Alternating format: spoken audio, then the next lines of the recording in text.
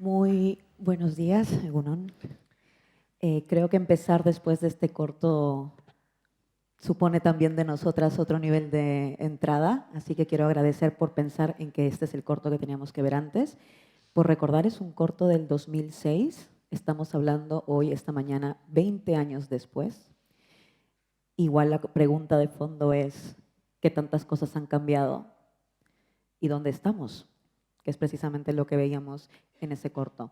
Tengo muchas ganas de esta conversación, la llevo pensando mucho tiempo con Irene aquí al lado, a quien suelo tener todos los días al lado en Canal Red, pero con la que conversar siempre es un placer. Así que quiero agradecer también a todo el equipo que ha hecho esta jornada posible, a la gente de Medicus Mundi que han estado además cuidándonos tantísimo y haciendo que todo encaje en las agendas para poder conversar en estos tiempos.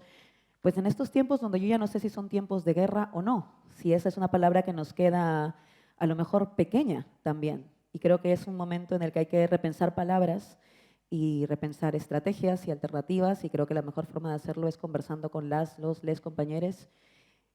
Y voy a empezar por presentar a quien yo creo que ya deberían conocer. Irene Sugasti es politóloga, especialista en política internacional, a mi juicio una de las mentes más lúcidas y más enteradas de lo que ocurre en todo. Hola, hola, hola. Vale. En toda esa foto enorme que es el mapa internacional, y que creo que por lo mismo en esta conversación, donde yo voy a hacer muchas preguntas, pero en realidad vamos a hacer lo que hacemos un poco toda la vida, yo creo. Todas las mañanas. Conversar todas las mañanas. Pero la vamos a hacer públicamente, así que también eso me gusta porque creo que una de las señas de identidad de estos tiempos supone que nuestras alianzas también tienen que partir de otros lugares.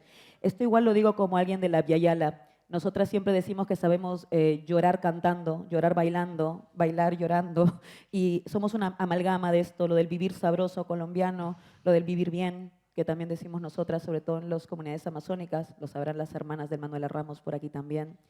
Y creo que de alguna forma nuestras entradas también tienen que ser a veces menos occidentales.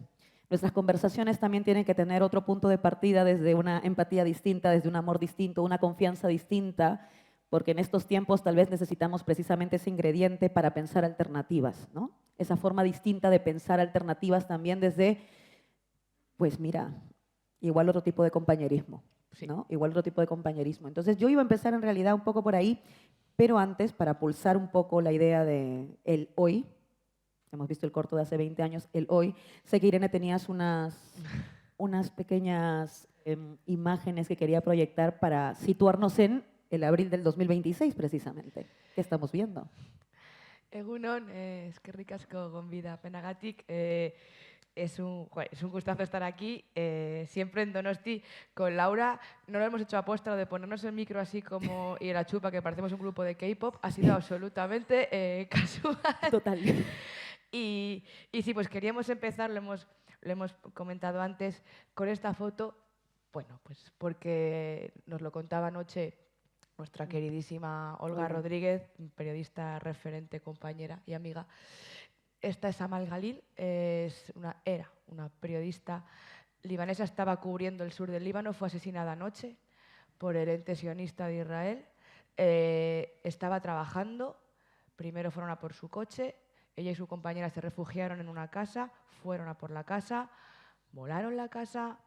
En el teléfono de Amal había amenazas de muerte, era algo que llevaba recibiendo mucho tiempo. Unos periodistas de Dropside News han accedido a esos teléfonos que la amenazaban, que eran la inteligencia israelí, y han confirmado que sí, que por supuesto que no han asesinado sin ningún pudor, porque era terrorista. Van 260 periodistas asesinados en Gaza, al menos 12 en Líbano en el último mes y medio, y el periodismo occidental está callado, está callado. Me da vergüenza nuestra profesión, me da asco, me da asco. Así que bueno, pues vaya nuestro aplauso para Amal y que la tierra le sea leve. Una tía comprometida, de izquierdas, y que hizo siempre un periodismo muy valiente y con muy pocos medios. Y lo siguiente que quería proyectaros es porque hemos pensado, Laura y yo, que para tenerlo de fondo es un poco abrumador, así que es un carrusel que solo va a durar 3 minutos, luego lo dejo porque igual os da ansiedad y os queréis salir de la sala. Son lo hemos llamado, son titulares de guerra, ¿ok? Eso es. Son todo titulares que hemos recopilado de medios de comunicación de todas las tendencias políticas. Sabéis que hay que saber siempre quién te informa y quién te escribe los titulares, que contextualizan o que, bueno, informan sobre la situación actual, la actualidad en el mundo, en lo relativo a el rearme y la escalada militar. Que lo vamos a tener ahí de fondo. Y os digo, no os abruméis, pero esto es la prensa de hoy día.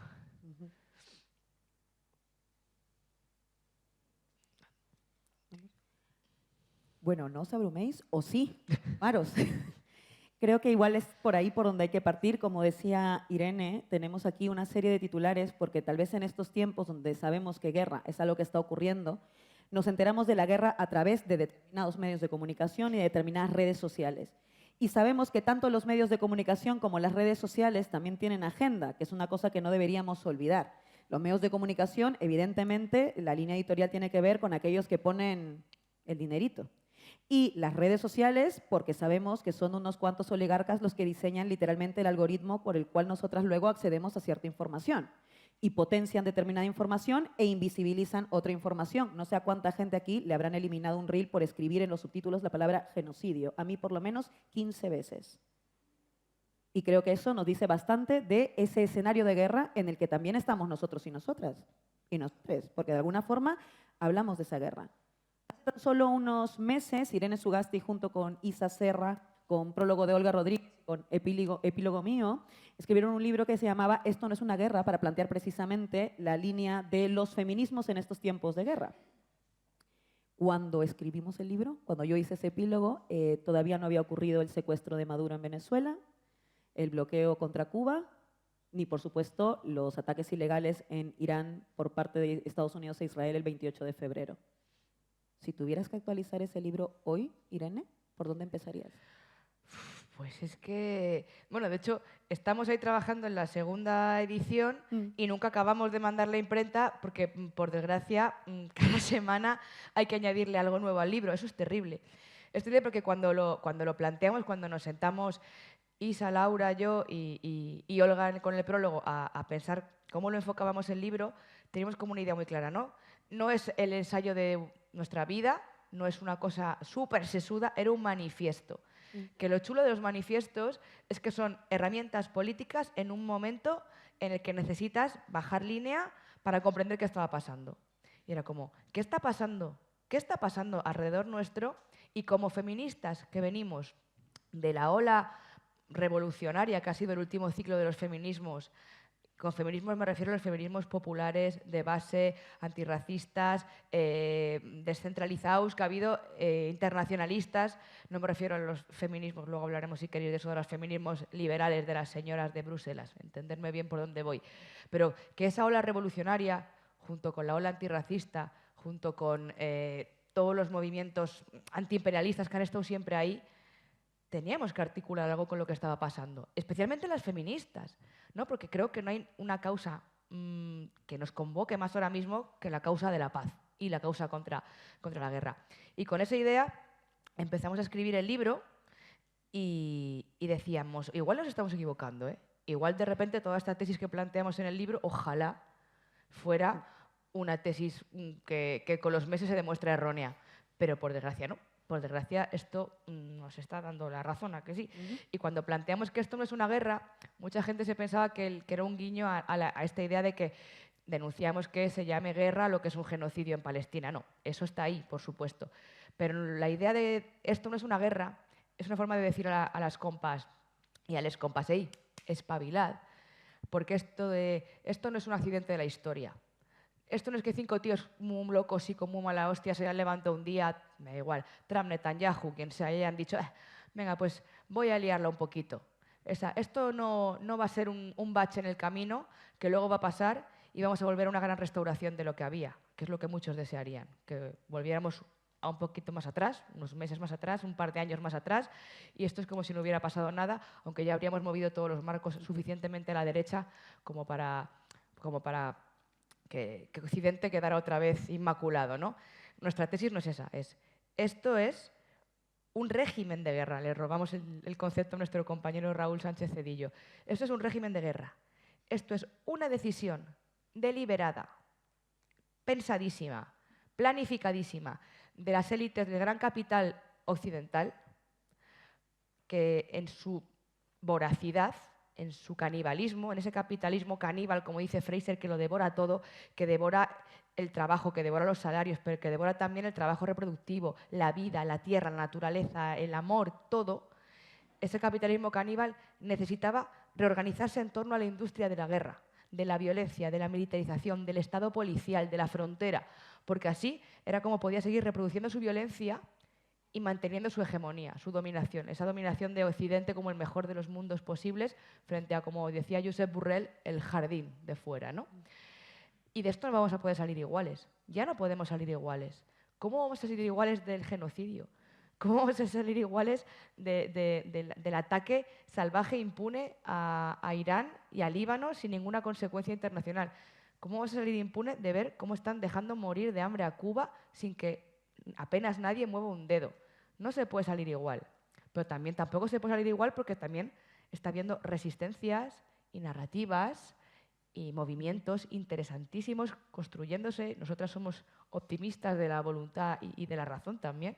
Y luego, si queréis, os damos motivos para que no salgamos como siempre.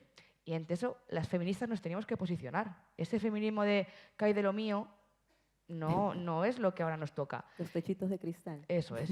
Y con esa idea nació el libro. Y por desgracia, ya te digo, Lau, cada semana, cuando actualizamos Escaleta, digo, pues es que, por desgracia, este régimen de guerra avanza y teníamos razón en que nos teníamos que organizar desde la base.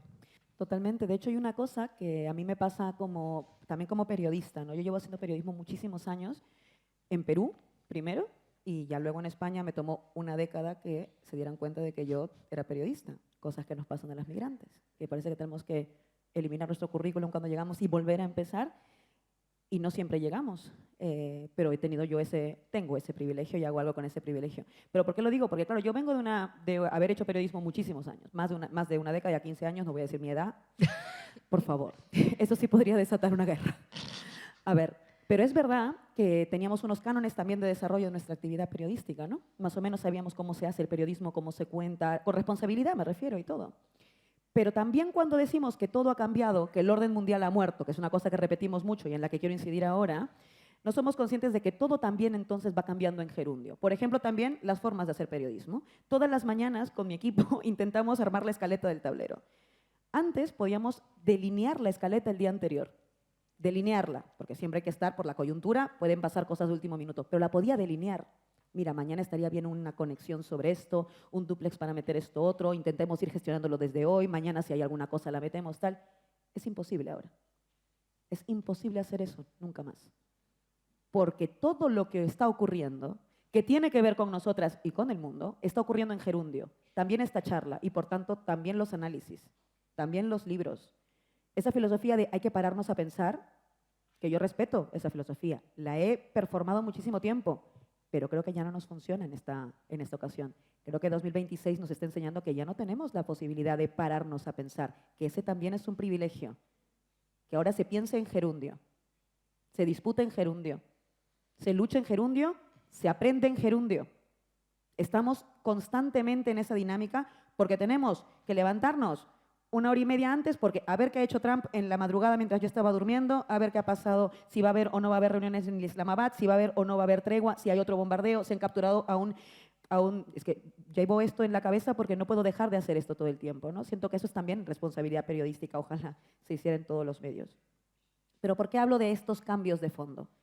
Quiero ir a lo del orden internacional. Nos repiten en todos lados, pero en todos lados que el orden ha muerto, ¿no? Que lo ha matado Trump. Vale. Digamos que esa es la tesis, el orden ha muerto. Y sin embargo, los líderes occidentales siguen diciendo y pidiendo a Netanyahu y a Donald Trump que vuelvan al orden internacional. Que ellos dicen que ha muerto. ¿Cómo pueden volver a algo que ha muerto? No entiendo. Es una contradicción que está completamente aceptada en los platos de televisión, en incluso los debates políticos, como en el Congreso de los Diputados, en las Cortes de cualquier comunidad autónoma. Es como el orden ha muerto, hay que pedir que vuelvan al orden. Es una ridiculez que no entiendo por qué nadie lo dice como así. Si el orden ha muerto, señores. No hay nada que pedir. No hay nada que pedir, no hay retorno posible. Y ahí es donde está la clave. Y ahí quería ir yo, Irene, porque hay la idea de que cuando el orden muere, nace otro. No, que yo estoy de acuerdo, espacio vacío se ocupa por otra cosa. ¿Qué es lo que pasa? Da la impresión de que el orden se ha muerto y entonces hay que esperar a que surja un nuevo orden, que esperemos que sea mejor, plebeyo, popular, no como el desorden que ya era antes, que ya era colonial, por cierto, habría que recordar. Pero no somos conscientes de que como todo pasa en gerundio, el nuevo orden ya nació también. El nuevo orden que estamos viviendo, ese orden trumpista, si queremos, ese orden bestializado, como yo lo llamo, ¿no? De capitalismo bestia, ya existe, ya opera. Ese nuevo orden es el sur del Líbano. Ese nuevo orden es, ¿cómo se llamaba? Lo de Trump-Gaza, ¿no? Sí. Ese nuevo orden es Daniel Noboa volviendo un protectorado Ecuador sin ganar el importe. Ese nuevo orden es Javier Milei haciendo comer carne de burro a su población mientras él se va a Tel Aviv a los lamentos, ya sabemos a qué. Ese nuevo orden ya existe. Es decir, ¿cuál es el orden en el que estamos hoy? Hoy, en abril, que creo que hay que empezar por ahí para tener un diagnóstico medianamente certero. Vale.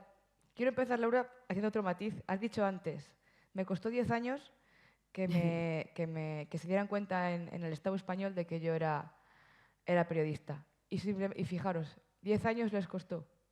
Pero les costó semanas que cuando Laura estuvo en la televisión pública, cuando por fin ganó su merecido espacio en la televisión pública para ser la primera cara racializada que estaba en las tertulias, costó muy poquitas semanas que llegara un tipo y pidiera un policía nacional en activo y pidiera su deportación. Eso es Españita. Sí, Nunca te la literal. acabas. Gracias, hermano. Por supuesto, ni está sola. No. Tenemos un equipo, tiene su AIU, como dice ella, su red. Y a estos fascistas no les vamos a pasar una, por supuesto. ¿El tipo cómo se llama? Josema Vallejo Aznar, digan sus nombres. Josema. Te tenemos mirado. Volviendo al desorden internacional. Es un poco de coña, ¿no? Porque Total. los que nos decían, los que presumían de haberlo construido, de haber construido los grandes consensos internacionales, la Unión Europea, las Naciones Unidas, tal, y Naciones Unidas tiene su aquel, pero bueno, son los que lo han volado por los aires. Los que nos decían que había que ajustarse al derecho internacional, que cuando se invadía un país había que responder defendiéndolo, que las decisiones se tenían que tomar en los espacios de consenso y los actores no estatales no tenían espacio allí, etcétera, etcétera. De repente son los que lo dinamitan cuando no sirven. Y de hecho ahora, cuando reivindicas el derecho internacional y dices, oye, perdona, invadir Líbano es ilegal. Oye, perdona, asediar una población para que no llegue la comida es un crimen de guerra. Oye, perdona, torturar presos políticos palestinos en cárceles es un crimen de guerra. No lo quieren ver. No lo quieren ver o te utilizan un juego de espejos y de excusas o simplemente es un no tema, como pasa en Bruselas, que por ejemplo en Bruselas cuestiones como Gaza son un no tema, no existen, no están en la conversación, simplemente no están. Y dices, pero oye, ¿no se supone que este era el derecho internacional que nos habíais brindado? ¿Por qué no lo aplicáis? Nunca ha sido perfecto, que se lo digan a las palestinas. ¿Cuándo el derecho internacional le ha servido a Palestina? 50.000 resoluciones, incluida esa resolución que yo, por si acaso, siempre recuerdo, porque aunque no sea perfecto, también es lo que tenemos, que no me acuerdo ahora mismo el número y siempre quedó fatal, pero es la que dice que el pueblo palestino y que todos los pueblos tienen derecho a defenderse por todas las vías posibles, también la Armada. Por supuesto. Dicho lo cual, vale, pues se ha volado por los aires y se está construyendo un orden nuevo. El orden de la fuerza bruta, como lo llama Olga. El orden de la ley del más fuerte. El orden de porque yo puedo, lo hago. Ok, pero eso no es solo Trump. Insistimos siempre en eso. Ni Trump es un accidente a la historia, ni Trump es una excepción. Trump es una consecuencia. Trump es una consecuencia porque antes estuvo Biden, que facilitó el genocidio exactamente igual y que turbofinanció a Israel. Trump es Trump porque Europa ha decidido, la Unión Europea ha decidido que va a vender su soberanía a Estados Unidos y que le hemos firmado este año 700.000 millones de euros, o sea, más presupuesto que el que se ha utilizado para toda la recuperación post-COVID en la Unión Europea, para comprarle armas y gas natural licuado a Washington.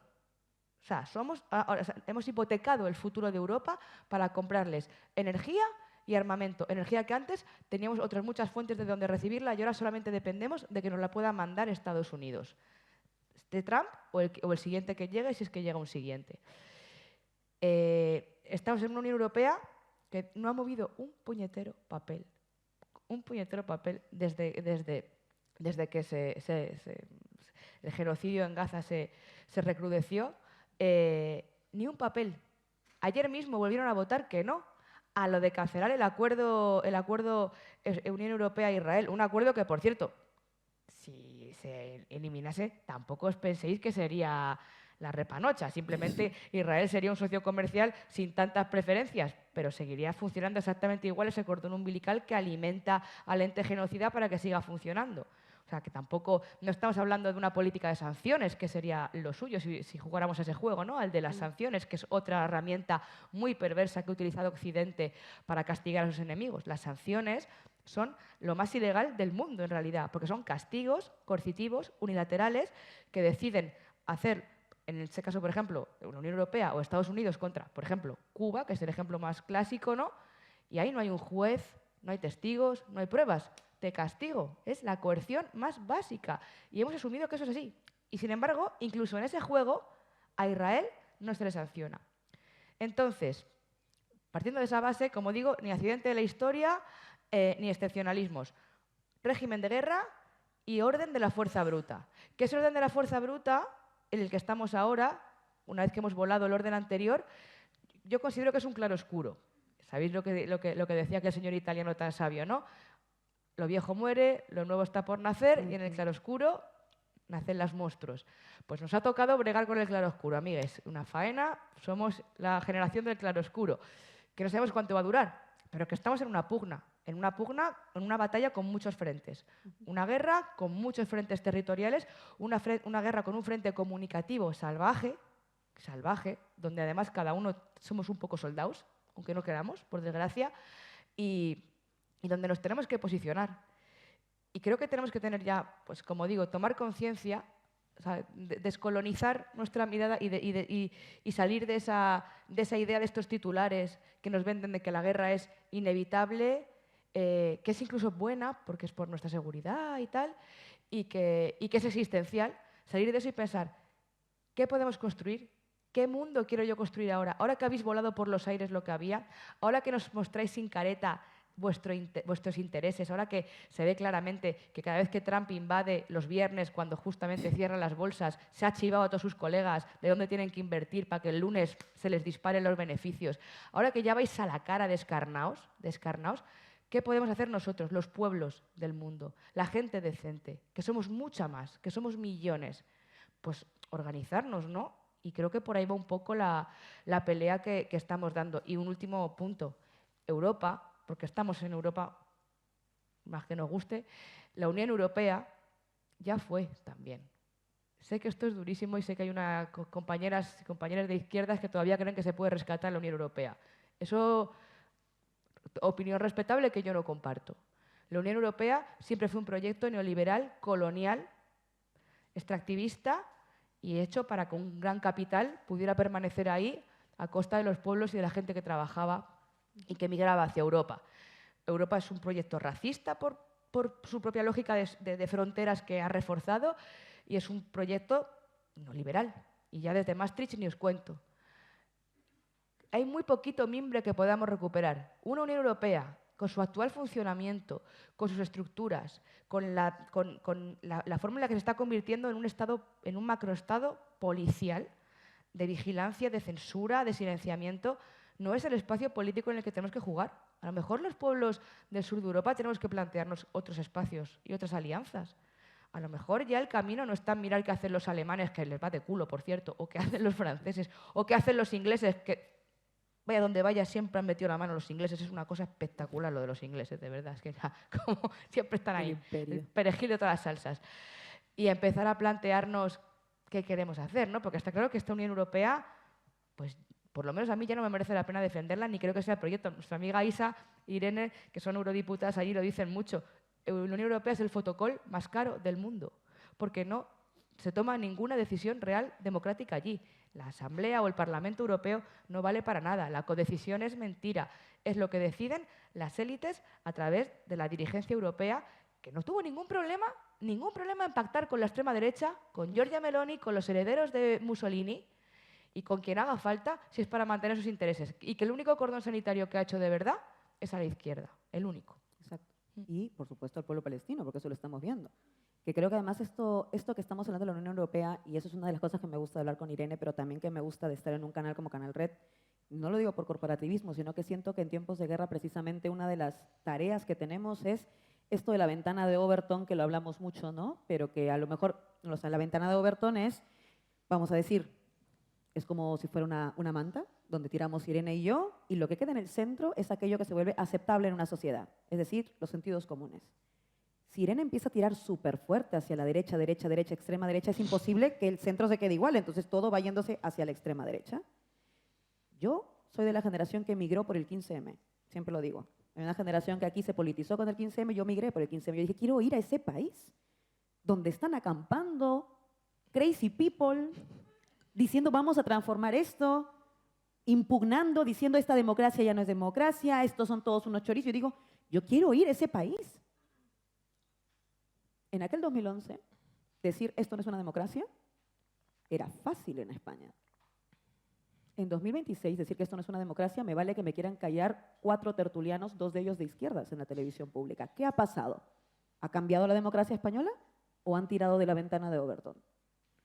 Y yo creo que esa es la pregunta. Porque entonces el periodismo en estos tiempos tiene un deber. Tenemos que volver a tirar hacia el otro lado. En lugar de estar aceptando debatir con aquellos en los límites y las coordenadas que ya nos han ganado. Y por eso es que me da tanta rabia, por ejemplo, con todo el debate de la regularización extraordinaria de migrantes, que no debería ser un debate porque, hola, es un derecho, pero que de pronto el debate se vuelva, es que van a poder votar. Y que lo que yo tenga es a una izquierda diciendo, no, no es verdad, no van a poder votar. Cuando lo que debería estar diciendo la izquierda es, pues deberían votar. Gracias por darme una idea, Abascal el estúpido. Sin ningún problema, sin ningún problema. Pero como tenemos tanto miedo, porque han tirado tanto de la ventana, todos nos vamos un poquito hacia allá. Entonces, lo de la Unión Europea. Claro, es una Unión Europea profundamente colonial. Yo vengo de un país donde Repsol, empresa española, ha cometido el mayor ecocidio en la historia del mar peruano, hace 4 años. ¿Dónde está la indemnización? Not found. ¿Cuántas cosas ha dicho el gobierno progresista? 0, 0. ¿Y dónde están ahora hablando de Repsol y cómo va a...? Estamos hablando de decenas de familias que vivían de la pesca, pero del comercio en torno de la pesca, de ese mar peruano. ¿Dónde está? La indemnización. No va a llegar. No llega. Eso tiene un nombre, se llama colonialismo. Eso es la Unión Europea. Eso es la Unión Europea. Y eso es lo que hay que decir. Porque aquí es donde está la paradoja que yo creo que igual nos puede dejar el vaso medio lleno. Llevábamos mucho tiempo algunas diciendo que este orden ya era una mierda. ¿No? ¿Nos acordamos? Yo me acuerdo, ¿eh? Ya dije que no voy a decir mi edad, pero yo me acuerdo. Ya marchábamos contra los TLCs, ya en América Latina, ya decíamos que este orden era colonial, ya marchábamos contra el foro de Davos, ya marchábamos contra las medidas de austeridad de Europa. O sea, cuando nos dicen este orden ha muerto, en realidad no deberíamos estar tristes, ¿no? Porque nosotras queríamos tumbar el orden, ¿o no? ¿Cuál es la paradoja? Que lo han tumbado ellos, no nosotras. Y al tumbarlo han construido uno para ellos, no el que nosotras queríamos. En esa paradoja es donde yo encuentro la buena noticia, que igual el orden ha muerto. Entonces la disputa es el nuevo orden que vamos a construir. Y quiero creer que esta vez podemos construirlas nosotras y no ellos, que es ahí donde está el debate. Y es ahí donde, y quiero volver por esto con esta idea, y es ahí donde me preocupa lo posible. Últimamente siento que la narrativa sobre todo lo que está ocurriendo en el mundo gira en torno a lo posible, lo que se puede hacer. Cuando estamos en un momento donde necesitamos escribir lo imposible de verdad. Porque si lo posible es que el diario El País convoque con un montón de firmas una manifestación, paremos la guerra, cuando es financiado por una industria armamentística como Indra, estamos jodidas. Me cago en la leche, ¿eh? Estamos jodidas. Ese es el no a la guerra de ellos. Ese no es mi no a la guerra, porque su no a la guerra es no a una de las guerras o a una forma de las guerras. El verdadero no a la guerra tiene otra forma, quiero creer, porque y ahí es donde está la clave. No olvidemos que ha habido muchísimos pueblos, cuerpos, voces, sujetos que siempre hemos estado en guerra, que es exactamente lo que comentábamos cuando pensábamos en el libro que yo he podido escribir, el epílogo, que es ¿quiénes siempre hemos estado en guerra? Porque aquí yo veo algunas que nunca no han vivido guerra y que cuando empezaron a hablar de la guerra por lo de Ucrania, cuando empezaron a hablar de genocidio, por lo de Palestina, cuando empiezan a hablar de ataques ilegales, por lo de Irán, nos da un poquito de rabia porque es como, hola, nosotras estábamos aquí antes. ¿O no ha vivido una guerra el pueblo gitano en España? ¿O no ha vivido una guerra todos los pueblos de Abya Yala? ¿O no han vivido una guerra todos los pueblos de Oriente hace muchísimo tiempo ya y no recién? ¿O no ha vivido una guerra las migrantes y las personas racializadas en Europa desde mucho antes que Ucrania? ¿Por qué recién ahora hablamos de guerra? Ese es el problema del orden. Y ese es el problema del discurso de lo posible, que de pronto lo que hace es que el país parezca un diario pacifista y Pedro Sánchez parezca el mejor presidente del mundo mundial. Sí. Y entonces, y esa es la pregunta jodida, Irene, si tenemos que pensar en salir de lo posible, porque yo siento que lo posible es la peor anestesia a la revolución mundial en este momento, ese discurso de lo posible es pedir que se suspenda el acuerdo. Ni siquiera la suspensión del acuerdo, ¿eh? Lo posible es pedirlo. O sea, a eso hemos llegado. Lo posible es pedirlo. Joder, el Che Guevara es Pedro Sánchez. Lo posible, ¿no? Estamos muy mal si estamos ya en ese lugar. Entonces, ¿cómo tiramos de esa ventana? ¿Cómo construimos esa idea de que lo posible es mucho más que eso? De que en realidad nos están comiendo la tostada, como dicen aquí en España. Porque creo que la clave es pensar en esas imposibilidades. ¿Con quién las construimos, además? ¿Con quiénes construimos eso de otra manera? Porque hay una cosa que yo repito mucho. Habemos pueblos que, como siempre hemos vivido en guerra, el vaso medio lleno, siempre hemos resistido. Sabemos de resistir. Sabemos de resistir, cómo se resiste, cómo se aguanta, cómo se enfrenta, cómo nos matan a nuestros muertos, cómo aprendemos a llorar bailando, cómo aprendemos a sobrevivir con todo esto. Habemos un montón de experiencias de resistencia. El pueblo palestino es una de ellas, pero el pueblo gitano, y lo digo, siempre lo digo aquí porque precisamente aquí tienen una deuda pendiente con esto. Entonces, claro, si ya tenemos esos saberes previos, ¿con quiénes hacemos las alianzas? Que para mí esta es la clave en este momento. ¿Con quién articulamos?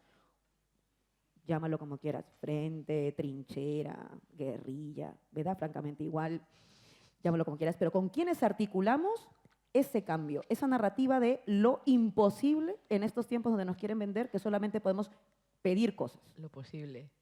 Aquí veo que sois gente muy joven, pero quien tenga unas pocas más castañas, así como yo, seguro que me sabe acabar esta frase. He preferido hablar de cosas imposibles porque de lo posible se sabe demasiado. Eso lo cantaba Silvio Rodríguez. Esto fin de La Habana y he venido un poco silvificada.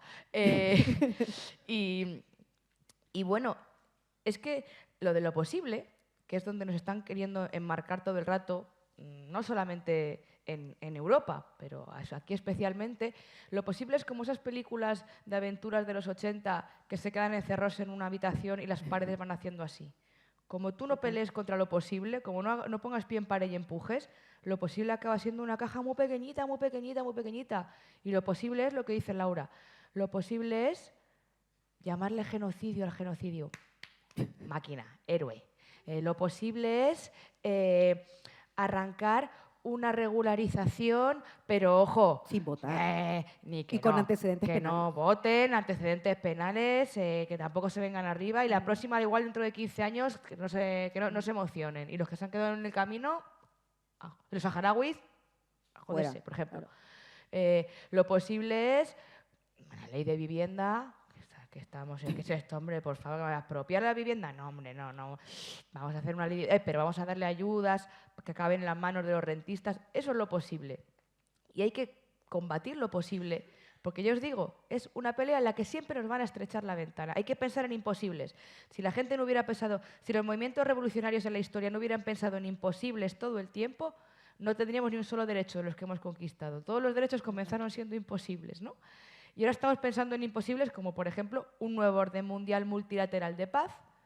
Pues oye, a lo mejor no es tan imposible. Estamos pensando en imposibles como que el ente genocida sionista deje de existir.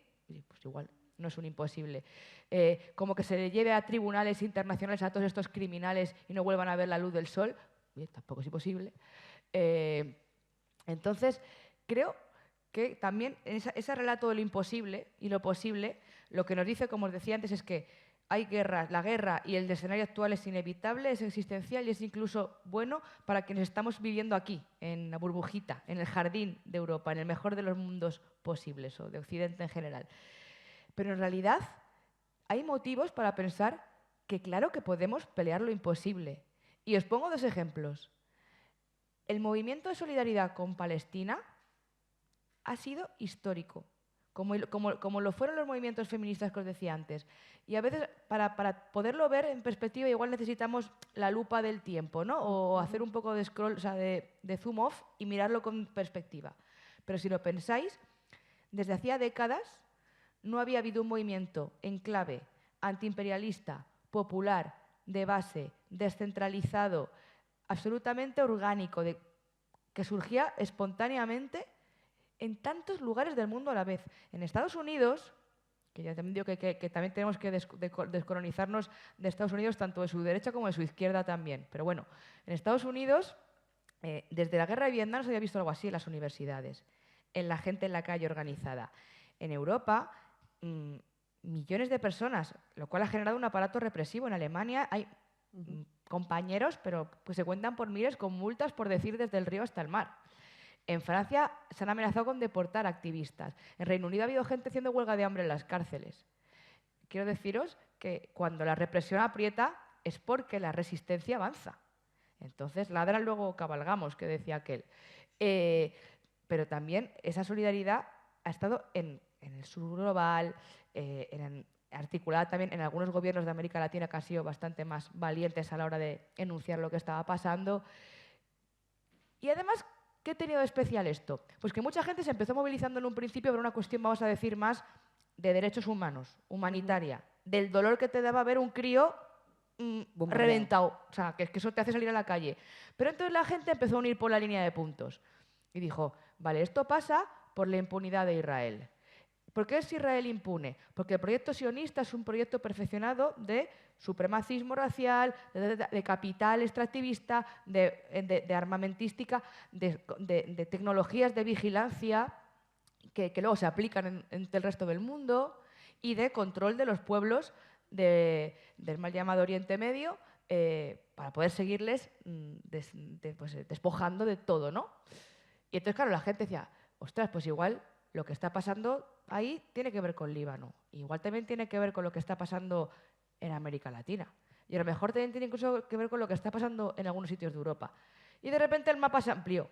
Y de repente lo que empezó siendo una movilización en una clave menos politizada, se empezó a convertir en millones de personas que estaban construyendo antiimperialismo activo.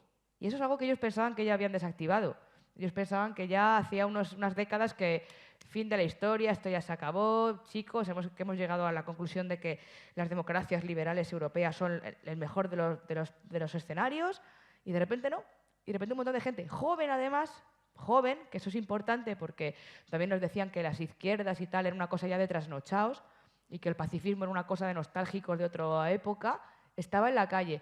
Por eso de repente tan rápido hubo que hacer la operación, como dice Olga, la operación pasar página. Eso es. Decir, venga, plan de paz, os juntéis todos aquí, firmáis 4 papelitos, montamos una junta de reconstrucción, y aquí paz y después gloria. La inmobiliaria Gaza. La inmobiliaria de Gaza y calladitos todos. Y los palestinos a seguir sufriendo igual, pero eran un genocidio con el volumen bajado, porque siguen muriendo gente. Sigue muriendo gente todos los días, pero ahora es con el volumen bajado. Y cuando lo que llaman los expertos guerra de baja intensidad, pero les están matando igual. Entonces, ¿qué quiere decir eso? Que nos tenían miedo, coño. Que vieron que estábamos organizándonos y que ya empezábamos a ser capaces de articular esa organización y convertirla en acción. Que lo de la Vuelta Ciclista, que parasteis en Euskal Herria, que paramos en Madrid, que se pararon en varios territorios, fue una cosa que se vio en todo el mundo. Yo luego estuve meses después en Cisjordania y una mujer que estaba sitiada en Hebrón, en una montaña rodeada de colonos, viviendo en la absoluta asedio, lo primero que me dijo nada más llegar es, he visto lo de la Vuelta Ciclista, se echaba a llorar la mujer. Decía, gracias, o sea, es la hostia esto para quienes estamos aquí, ver que hay gente que es capaz de poner el cuerpo. Y decía, pero madre mía, señora, que usted está aquí todos los días viéndole la cara a un colono con la... Y decía, sí, pero Pero qué alegría ver que hay gente que sale a la calle y se pone delante de un pelotón de ciclistas.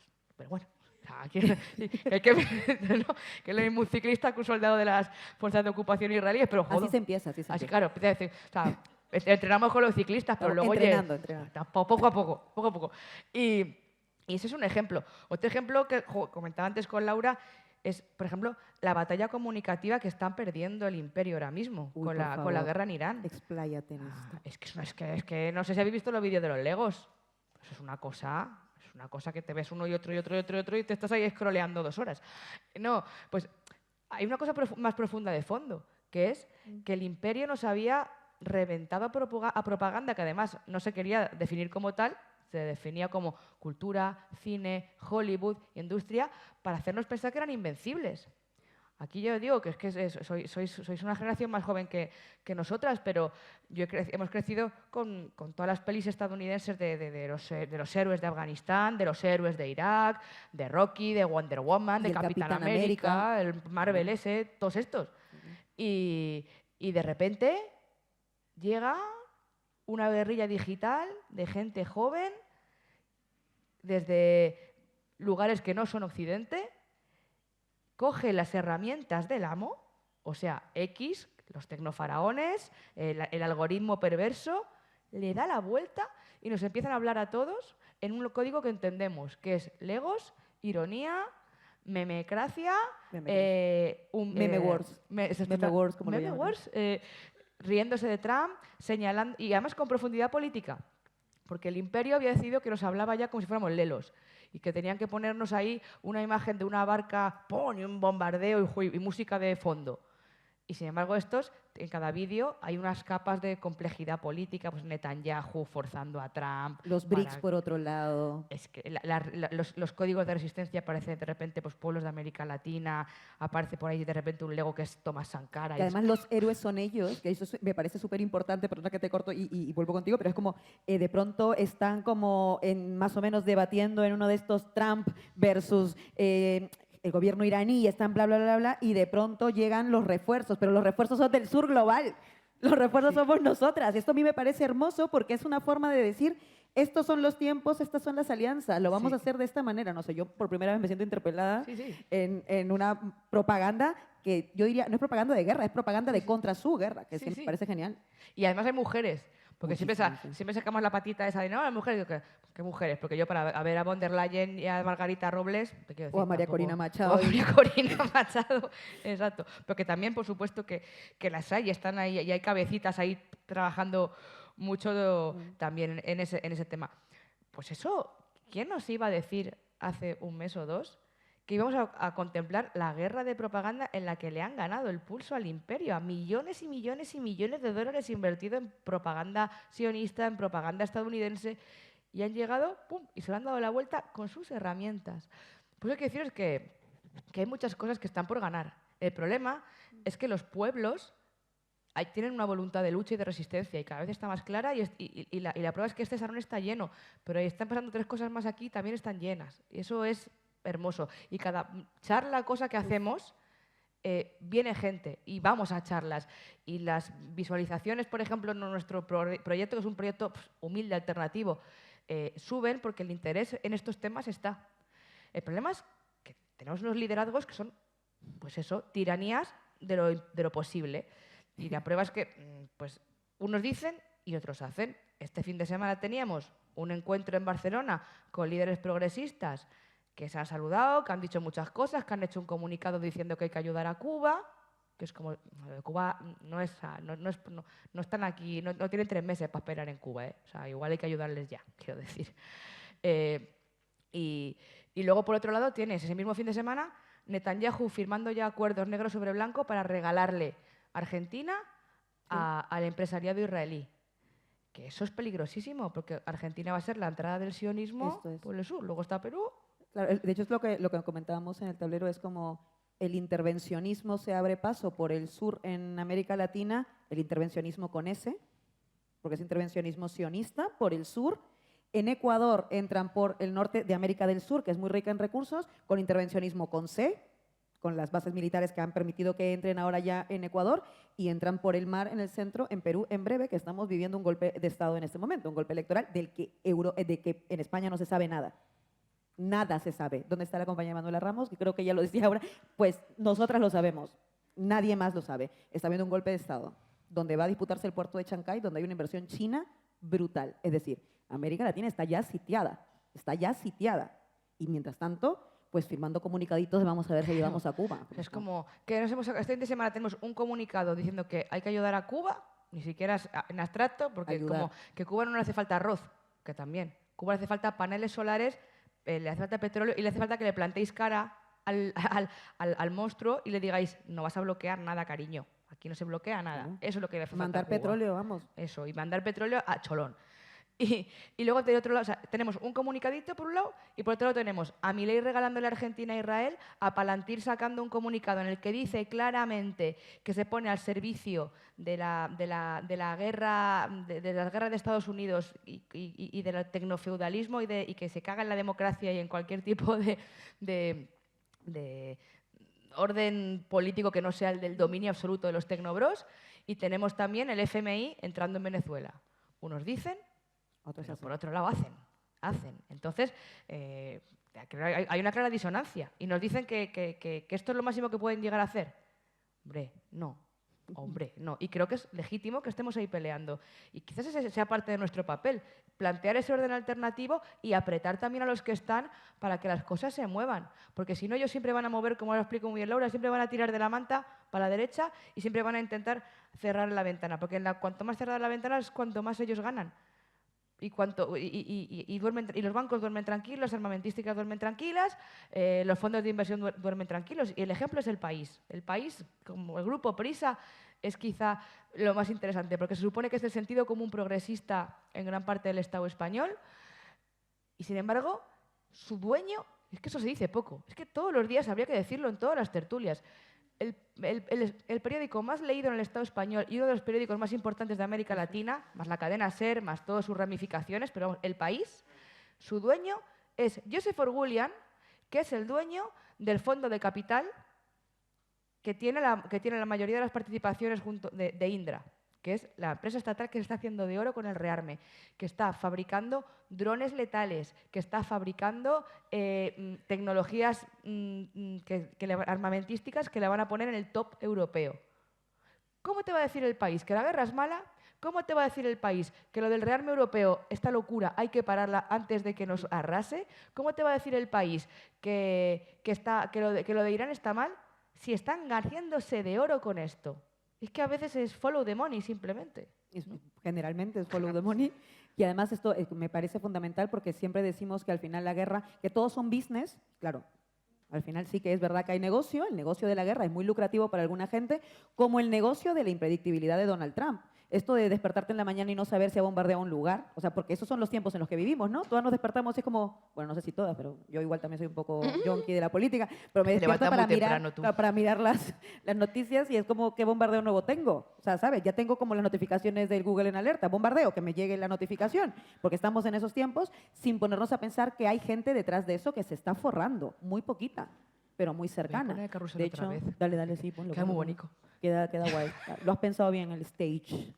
Que, claro, el tema con esto, que me parece además a mí clave de esta impredictibilidad y todo en movimiento y todo en gerundio, que es precisamente como que, por cierto, el carrusel sirve para darnos esa idea incluso aquí, que esto es como está pasando todo en este momento, tiene que ver también con unas lógicas de interrelación humana.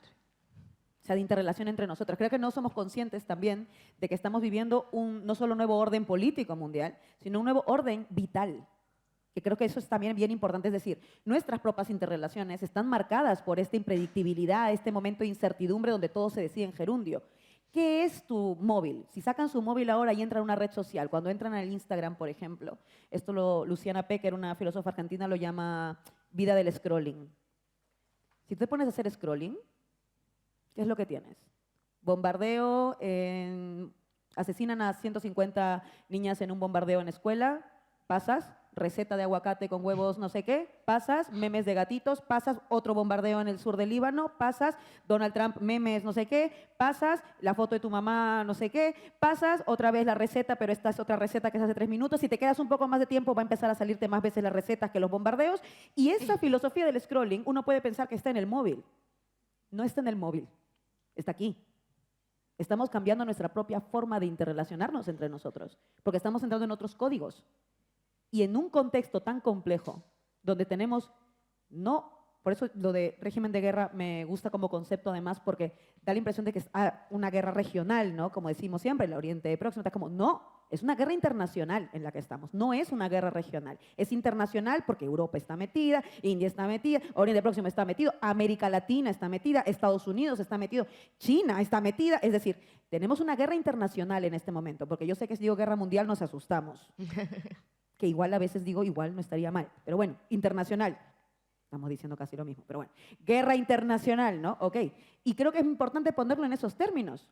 En ese contexto de tanta gravedad de guerra internacional, también somos más incapaces de delimitar también nosotras mismas nuestros propios focos de atención, porque estamos teniendo un cambio vital también en nuestras propias interrelaciones sociales, lo cual también cambia nuestras dinámicas de hacer política, que esto me parece bien importante. ¿Estoy diciendo que salgamos del Instagram y del TikTok? No, por favor, no, que esto a veces se entiende mal. Filosofía migrante, espacio ocupado nunca se desocupa. Nunca se desocupa. Nos tienen que sacar entre mucha gente. No se desocupa. Estamos en Instagram, nos quedamos en Instagram y hacemos lo que están haciendo con la propaganda, con los Legos, hacemos lo mismo.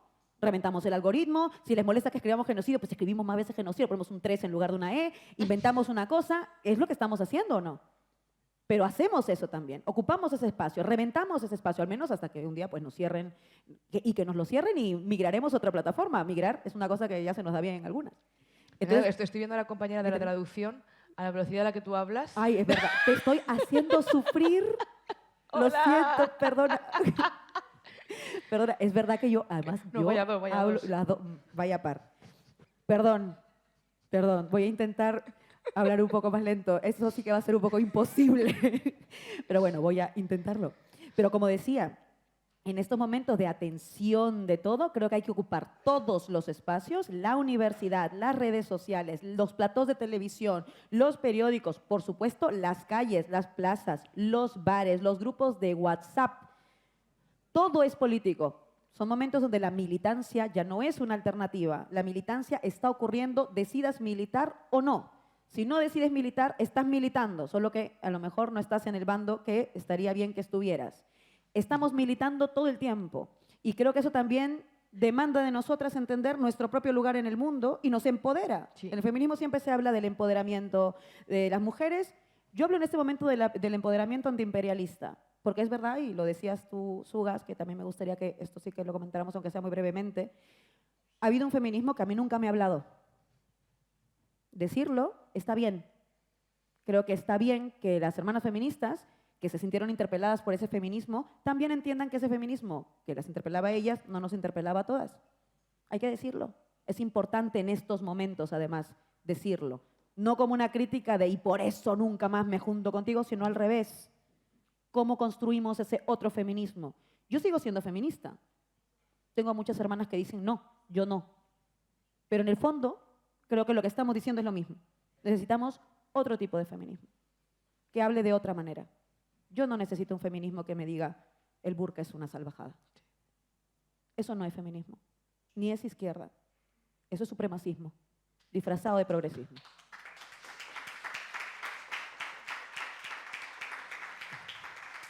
Y además en tiempos donde están poniendo en la diana,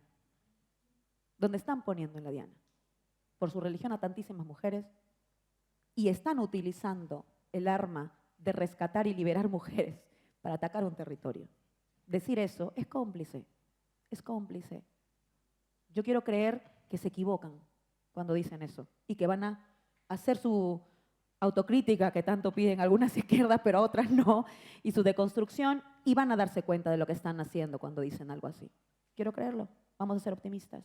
Y si no, nosotras nos vamos a encargar de que se den cuenta. Y creo que la clave es hacer esto que estamos haciendo. Estamos en un momento de alianzas, y las alianzas tienen que ser distintas. El norte en estos tiempos, digo yo, está en el sur. está en el sur. Y eso es una buena señal también, porque nos estamos mirando. Estamos mirándonos por obligación, casi por supervivencia. Es una buena señal, está pasando. Estamos hablando mucho últimamente, lo decía Sugasti, cada vez que estamos hablando de esto, viene gente, hay interés, hay necesidad de consumir esto. El tablero es una tertulia de 2 horas y media. Yo nunca he pensado que una tertulia de 2 horas y media iba a funcionar en televisión digital. Dije, uy, con suerte tendremos 5.000 visualizaciones. Y empezamos teniendo 5.000, 7.000, 8.000, complicado. Cuando empezó el 2026 y ocurrió el secuestro de Nicolás Maduro, volví de mis vacaciones 2 días antes porque había que salir antes, no podíamos esperar al 7 de enero, había que salir el 5. Y dije, bueno, este programa no lo va a ver nadie, todo el mundo está en Reyes, en España todo además se cierra, la gente está en otra movida. Fue nuestro programa más visto del año. Llegamos a 100.000 reproducciones, un programa de 2 horas y media solo de política estatal e internacional. Hay hambre en este momento de tanta mentira, de verdad. Hay hambre en este momento de tanta propaganda de guerra, de propaganda antiimperialista. Tenemos que saber saciar ese hambre. ¿Tenemos apetito? Hay un papel que podemos desempeñar para dar algo que ofrezca esa otra mirada que es tan necesaria y tan urgente en este momento. Y por eso, y ahí voy a llevarlo a mi territorio, porque creo que además ya no sé, ustedes me tienen que avisar, ¿eh? Yo me estoy dejando yo. Ah, bueno, no. ¡Ah, qué crack! Dos más. Y precisamente por eso, una cosa en la que pienso mucho también ahora, Sugas, porque nosotras trabajamos con una materia prima, que son las palabras todo el tiempo. Y las palabras, como lo decíamos, en esta idea de la articulación de lo posible también son bien importantes. Durante mucho tiempo, el orden que ha muerto ya ha vivido articulado sobre ciertas palabras. Tal vez la más sonora de todas, y que también sigue ahora, pero yo creo que es menos útil, ha sido democracia, ¿no? Que es como, yo soy demócrata, la democracia, ¿no? Y podíamos debatir qué tipo de democracia era, seguramente, pero de alguna forma democracia operaba como la gran palabra de época. Cuando el orden mundial muere, también surgen en ese desorden múltiples palabras nuevas que no sabemos tampoco cuál es la más útil en este momento, ¿no? Porque una vez que tú nombras algo, existe. Y es bien importante por eso las palabras. El lenguaje es muy importante. No solamente llamar a las cosas por su nombre, llamar genocidio al genocidio, es necesario por eso, porque las palabras no es una forma de contar el mundo, las palabras suponen acción, construyen el mundo. Cuando tú llamas genocidio al genocidio, estás asumiendo la responsabilidad de ser algo para parar el genocidio. Estás asumiendo la responsabilidad de sancionar el genocidio, de condenar el genocidio, de frenar el genocidio. Por eso es importante que lo nombres. Pues del mismo modo, yo siento que democracia se nos ha quedado chica, se nos ha quedado corta. Si tuviéramos que pensar en la o las, porque sé que esto igual es muy difícil, palabras de época para este momento de, vamos a decir, imperialismo bestializado, de momento de imperialismo, además, ya no sé si ya es mucho más que capitalismo, es mucho más que capitalismo porque la Casa Blanca se ha vuelto la empresa más lucrativa del mundo, es la empresa blanca, literalmente, porque está haciendo que ganen, es el mejor lugar de bolsas del mundo, está diciéndole a quién va a ganar dinero en el momento en que en 48 horas Donald Trump impone aranceles, luego los quita y alguien se forra en el medio, que fue lo mismo que hizo Javier Milei con Libra. Sí. Cosas que no deberíamos olvidar, porque es el mismo modelo. Y entonces, precisamente en esos tiempos donde estamos ya en otro momento, ¿cuáles son las palabras que deberíamos defender ahora? Porque a mí me pasa, no sé si a todos, que democracia es como, ya para mí lo más sencillo y corto que ahora mismo me define ni a mí, ni al mundo, ni a lo que yo defiendo en este momento. Creo que estamos en otro momento, porque luego democracia también te comporta una serie de limitaciones de acción. Por ejemplo, te dicen democracia es ir a votar. Democracia también es protestar, digo yo. En mi país asesinan a 50 y aquí, en la Vuelta Ciclista, les están pidiendo cárcel. Están pidiendo cárcel a quienes detuvieron la Vuelta Ciclista, lo saben, ¿no? ¿Y eso? ¿Democracia?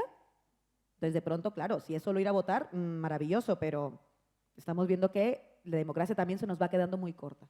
¿Qué palabras son las palabras con las que tenemos que disputar ahora mismo? Es que lo de la democracia, como la libertad, nosotras tenemos un trauma añadido a estar como una cabra por ser periodistas, que es que vivimos en Madrid.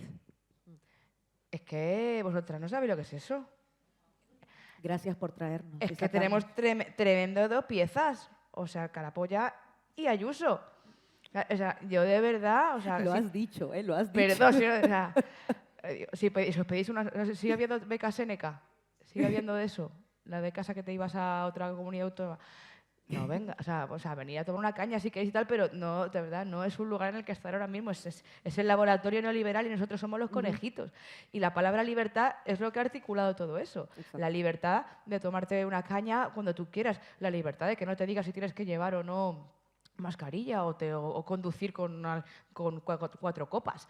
La libertad de poder elegir qué hospital privado quieres y a qué colegio concertado van a ir tus hijos. Esa es la libertad, y esa es la libertad también en el marco neoliberal europeo. Esa es la idea de libertad. Libertad de consumo, libertad individualista y destrucción de cualquier tejido comunitario. Pues con democracia pasa un poco lo mismo.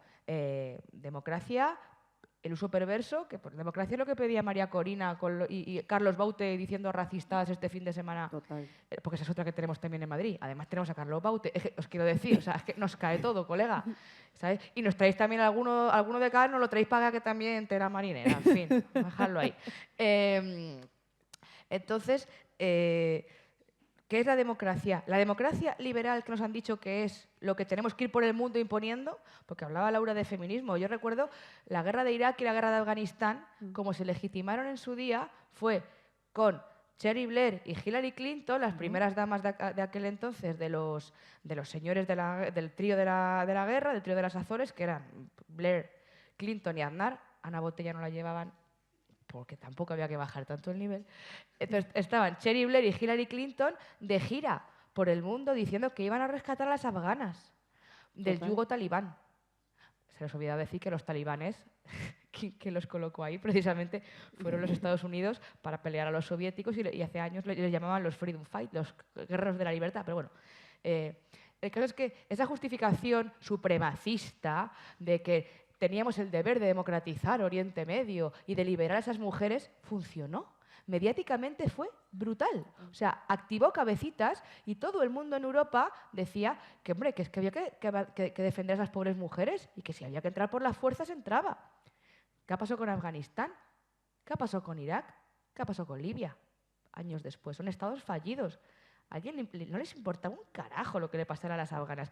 Como no les importa un carajo. Con Irán lo han intentado. Lo que pasa es que ha sido como han intentado colocar 27 excusas diferentes para hacer esa operación que iban desde el cambio de régimen a que las mujeres, a que no sé qué, pues al final se las ha desmontado todas. Ninguna tiene como demasiado sustento. Pero esa idea de que Israel, por ejemplo, es la única democracia de Oriente Medio, porque tiene esas soldadas tan guapas que bailan en TikTok. El ejército más El feminista. ejército más feminista del mundo, porque son genocidas por igual ellas y ellos. Es una cosa maravillosa. Que además yo digo, estas chicas cuando combaten están todo el día bailando en el TikTok, no sé cuándo hacen el genocidio, por la tarde será. Entonces, ¿qué es la democracia liberal que queremos exportar? Es Operación Triunfo. Es un concurso de popularidad que ocurre cada 4 años con suerte, en el que los que han pasado el casting tenían colegas en el casting para llegar los primeros y que te van a dar un catálogo muy limitado de oferta musical y tú de ahí eliges. Como el programa este de La Voz que se da la vuelta con la silla. Dices tú, eso es la democracia liberal. No hay, o sea, los programas no los cumple nadie. ¿Alguien se lee los programas? ¿Alguien cumple los programas que escribe? Los compromisos, o sea, la voluntad popular, lo que se dice en la calle, no tiene ningún mecanismo, como decía Laura, para que eso llegue a un sitio que no sea la protesta. Porque las iniciativas legislativas populares, como está Israel, o lo de las armas, nos han desposeído de todas las estructuras de base, locales, comunitarias, tal, para poder tener democracias a otro nivel. Joder, mucho decían de Venezuela, pero en Venezuela estaban las comunas, que eran espacios donde los barrios decidían qué hacían con su presupuesto. Y no presupuesto en plan pintar un mural, presupuesto en plan monto una granja o monto una fábrica. En otros muchos lugares, los espacios de decisión son mucho más democráticos pese a que te digan que aquello no es, que es un autoritarismo terrible. Y debemos darle la vuelta. Aquí, por ejemplo, bueno, sois de aquí, o sea, en el propio Estado español se ha hurtado la posibilidad de que muchas posiciones políticas tengan un espacio en el juego democrático. Se han hecho cloacas del Estado para que haya habido movimientos políticos y partidos que no pudieran jugar en igualdad de condiciones con el resto. Ahora mismo en Europa hay una corriente que se ha instalado ya que empieza a decir que, ojo, que la extrema izquierda podemos ser en el 90% de este salón, que la extrema, me refiero porque para sus estándares de consideración, que la extrema izquierda es un peligro y que hay que empezar a monitorizarla. En Alemania ya hay varios partidos, periodistas sancionados, etcétera, por defender Palestina o por tener posiciones antiimperialistas, pero eso se ocurre también en Reino Unido, como os digo, y eso empieza a ser también la política esta europea que están aplicando, que quieren aplicar de chat control, de vigilancia de conversaciones, de seguir las redes. No está hecha para proteger a la gente de contenidos violentos y de discursos de odio, ojalá. Está hecha para monitorizar y controlar.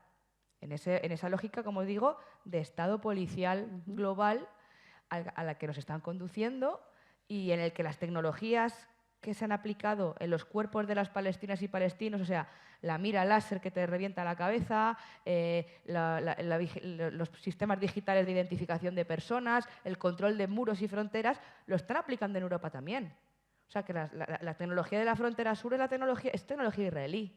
Y son los mismos fondos de inversión los que ganan pasta con ella. La lógica esta de sanciones que hasta ahora se ha puesto hacia afuera va a empezar a ponerse hacia adentro. Ya, como os digo, hay periodistas sancionados en Europa.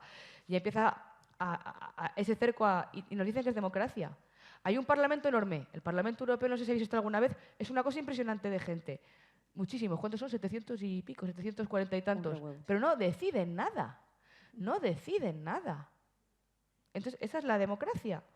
Pues entonces yo creo que tienes ciertas fallas y que es normal que mucha gente no se sienta identificado con eso y diga, o sea, pues, y no me refiero a de voto o no voto, que yo creo que hay que votar, pero personalmente, o sea, y hacer muchas más cosas, pero votar también. Sí. El tema es que cuando sientes esa desconexión completa con la democracia como concepto, ahí llega la antipolítica. ¿Y la antipolítica quién la suele cooptar? Eso nos lo enseñó la historia. Pues si no hay una izquierda fuerte, una extrema derecha. Y hay un problema también, que eso lo escribe Isa en el libro, que me parece muy interesante, que es que también desde cierta izquierda como que se ha alimentado un poco la antipolítica.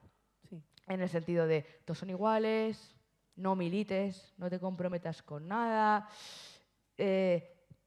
nadie es perfecto, así que tienes que colocarte en una posición un poco, ¿no?, como de equidistancia y relativismo, porque al final todo el mundo lo pifia. Creo que es un momento en el que tenemos que hacer lo contrario. O sea, militar, organizarse, comprometerse. Que habrá peros, que habrá problemas, que obviamente, como en todas partes, o es perfecta tu casa, que no, pues ya está. Pero hay que comprometerse con las cosas y organizarse, porque nadie se salva sola. Nadie se salva sola. Y puedes elegir un partido, un colectivo de estudiantes, tu barrio, el AMPA del cole, lo que te apetezca. Pero espacios colectivos de organización y de autodefensa. Pero cuando las cosas se ponen feas, quien te salva es tu comunidad. Quien te salva es lo público, lo común y lo colectivo. No te salva la mochila de supervivencia, esa que decía von der Leyen, que teníamos que hacernos una mochila con un potabilizador y una power bank. Eso no te va a salvar una mierda, te dura 3 días. Yo lo digo porque aquí el apagón lo sufristeis 3 horas, ¿no? El apagón del año pasado. Muy poquito. Nosotros tuvimos 12 horas de apagón y 3 horas más y nos estamos comiendo. O sea, la gente estaba mojando rufles en atún por la calle. O sea, fue una cosa muy loca, con gorros de minero de estos puestos. Estábamos loquis todos. Que eso decíamos, los cubanos se partían de risa el otro día cuando les decía, no, es que nosotros tuvimos un apagón y me decían los cubanos, hacer, por favor. Que vaciasteis el Mercadona de papel del baño. Del baño. Yo... Y no te contesto lo de las palabras. No. Bueno. Pero me ha encantado porque además creo, y como ya estamos terminando, hay una cosa que has dicho y que además creo que es una cosa que hay que invitar precisamente porque estamos en un espacio que yo entiendo que es de gente que siente esta misma urgencia que tú y yo sentimos de hacer cosas, ¿no? Y eso es bueno, que necesitemos hacer cosas, que hay algo que nos indigne. Frente a esa filosofía del wellness que a mí no me gusta nada, de gente que ve todo en términos individuales, ¿no?, y neoliberales, de la salud mental pensada en términos individuales y neoliberales, como si la salud mental no fuera una gran herramienta colectiva. ¿Cómo no vamos a estar arruinadas de salud mental en un mundo como este? La pregunta es, Creo que precisamente estar incómodos es una seña de que no estamos aislados de este mundo. Más bien, ¿cómo no vas a estar preocupado? ¿Cómo no vas a estar incómodo? ¿Cómo no vas a estar agobiada? ¿Cómo no vas a querer hacer algo? ¿Cómo no vas a querer gatillar o motivarte de alguna forma? ¿Cómo no vas a querer reunirte, militar? Creo que tal vez la palabra en realidad termina siendo un poco esa, ¿no? Militar en este momento. Que no supone militar en un partido, aunque por cierto, también. Yo, de hecho, ahí yo diría que yo amplío el abanico. Yo milito en un partido, pero también milito en Canal Red, también milito en MIAYU, también milito en los colectivos antirracistas. También, entonces, en realidad, Laura está militando en muchas cosas ahora mismo. Y creo que eso está bien. Y creo que eso está bien. Ni siquiera tienes que elegir uno. Estamos en tiempos de militancia activa, de reunión, de colectivizar. Reflexiones, sí, insisto, está muy bien reflexionar. Pero necesitamos tener un norte de movilización. Un norte de movilización es muy importante. Y, por cierto, hay un ejemplo clarísimo que ha funcionado aquí en territorio español. Y lo voy a traer justo para terminar porque creo que es importante. La iniciativa legislativa popular de la regularización extraordinaria no solamente es un tema de migrantes, por cierto, pero es la gran demostración de que le puedes dar la vuelta a la democracia. Usando sus propias reglas, salieron muchas migrantes a conseguir 700.000 firmas de personas blancas, porque las migrantes con NIE no podíamos firmar. Tenían que ser personas con DNI español. 700.000 firmas. Díganme que no hay una colectividad antirracista en este país. 700.000 personas firmaron de acuerdo en que debía haber una regularización de personas migrantes. La metimos en el Congreso y, por supuesto, nos la bloquearon en el Congreso. Pero ¿jugamos políticamente o no?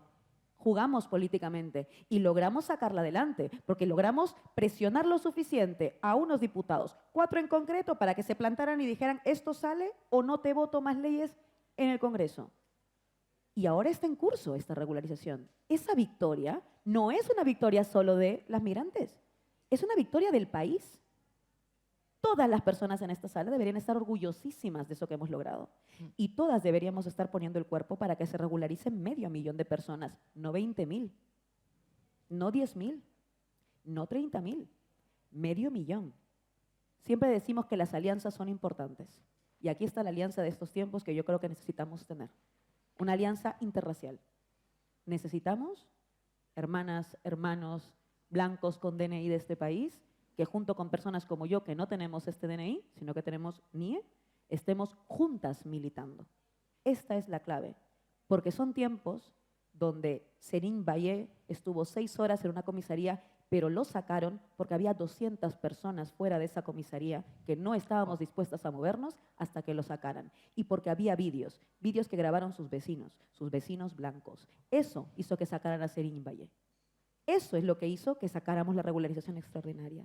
Eso es lo que hizo también que asesinaran a Alex Pretty y a René Gut en los Estados Unidos. 2 personas blancas con DNI estadounidense que pusieron el cuerpo entre las personas migrantes latinas que iban a ser deportadas y ellos. Y esa es la alianza que necesitamos. Así que esto va precisamente para los blancos, que creo que es importante decirlo. Hay que traicionar la blanquitud. Traicionar la blanquitud tiene precio. Nosotras llevamos pagando ese precio muchísimo tiempo. Necesitamos compartir el precio. Traicionar la blanquitud es actuar. Es que si ves una redada policial, saques tu móvil. Es que si ves que van a detener a alguien, pongas el cuerpo. Porque a lo mejor te detienen a ti. Pero solo con eso hemos ya cambiado un poco el mundo. Muchas gracias. Gracias, Eva.